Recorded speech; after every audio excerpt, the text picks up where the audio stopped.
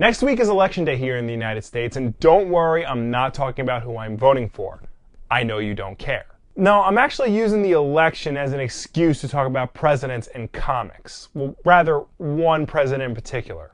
President Lex Luthor. Because having a billionaire real estate industrialist who likes to put his name on everything and court controversy wherever he goes, having him become the president of the United States is just the most outlandish thing comics have ever come up with.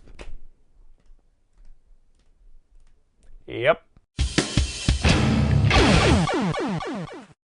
For the most part, whenever Marvel or DC depict the president of the United States in their respective universes, they'll pretty much just use whoever president at the time in the comic. Sometimes they'll be very explicit and say it's the actual president, like when Bill Clinton gave a speech at Superman's funeral, or when Spider-Man was palling around with Barack Obama. Sometimes they'll try and keep it ambiguous. In The Dark Knight Returns, Frank Miller clearly drew Ronald Reagan, but they never call him Ronald Reagan, just the president. There was also that time where Richard Nixon committed suicide in front of Captain America. Now, they don't call him by his name and they never show his face in that comic, but they very much imply it. Now, in 2000, DC went in a different direction with how they depict the President of the United States and selected one of their own characters to be the new Commander-in-Chief. But they didn't just pick any character, they picked a villain. And they didn't just pick any villain, they picked Lex Luthor, the greatest criminal mind of our time. Now, everything about this decision just makes sense and is really brilliant. If DC was going to make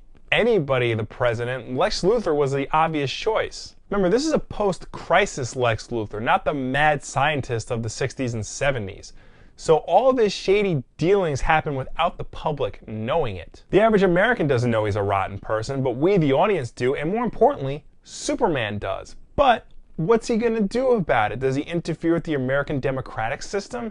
Or does he let it play out on its own and hope that the American people do the right thing and not vote him in? Spoiler alert, they don't. Now, the President Lex saga wasn't its own spin-off series like Civil War or Flashpoint was. It was a part of all the main DCU books, especially the main Superman books. And if you ask me, that just makes it seem that much more important. This is a big deal. It's a part of the ongoing Superman story. There were some one-shots and spin-offs here and there, but this event is firmly a part of the main 4 Superman books. But here's the thing, and it's a reason why I put air quotes around the word events just now. Because while President Lex Luthor is a big deal, it didn't seem like it at the time. For the most part, the President Lex story really happened in the background of the DC universe, only ever getting a page or two mention in the Superman books or other titles that happened to include it. Rarely was Lex Luthor the actual focus of a story, but that's not to say they did nothing with him. They did. He was a major part of events like Our World's at War. It's just that I don't think DC ever did enough with the concept. I understand it might be hard to do 4 years of continuous narrative. I mean, look at the Clone Saga for how that can turn out.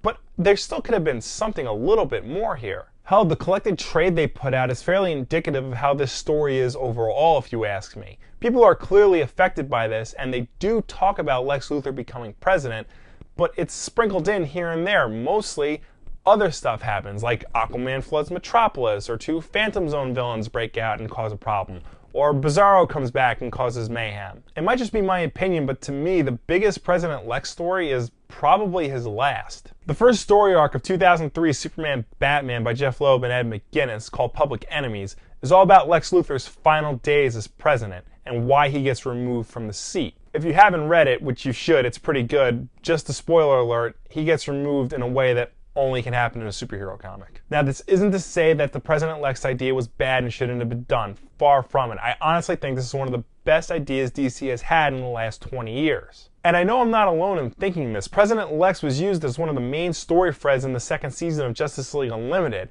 and it was referenced in Smallville at one point. But to me, the actual comic story itself is a lot like Marvel's Civil War. It's more remembered for when it came out and its big ideas than it was for its actual execution. I mean, this might just be me, but I'd be okay with DC giving this another shot somewhere down the line. As far as I know, the Lex Luthor that's currently in the DC universe hasn't been president yet. And with the whole rebirth thing going on, now might be a good time to start sprinkling that in here and there. Maybe try something new with the concept. I mean, they probably should have been doing something already with the concept, but what are you gonna do? They should at least reprint this though. They'd make a killing right now. So what do you guys think of the President Lex saga? Do you remember it? Did you like it? Or do you think DC should try it again? Let me know down below or anywhere on the internet. If it's alright with you guys, I'd like to keep the discussion about President Lex Luthor, not any other president or presidential candidates. Let's keep this in the fictional world, not the real one that sucks and is depressing. New videos every Tuesdays and Wednesdays, and of course, Wednesday night, Wulff Den Live. Come talk to us every Wednesday at 9 right here on YouTube. Or if you miss it, no problem, goes up on Thursday, also on iTunes, SoundCloud, and Google Play for your podcasting enjoyment. As always, like if you like, subscribe if you really like, share this video with a friend. Thank you so much for watching. I will see you next time.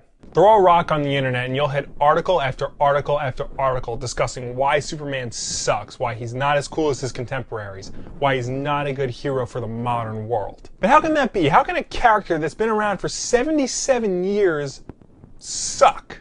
Rachel Rising is a 42-issue series written and illustrated by Terry Moore, which began in August of 2011. It tells the story of Rachel Beck, a young woman who wakes up in her own grave after having been murdered the night before.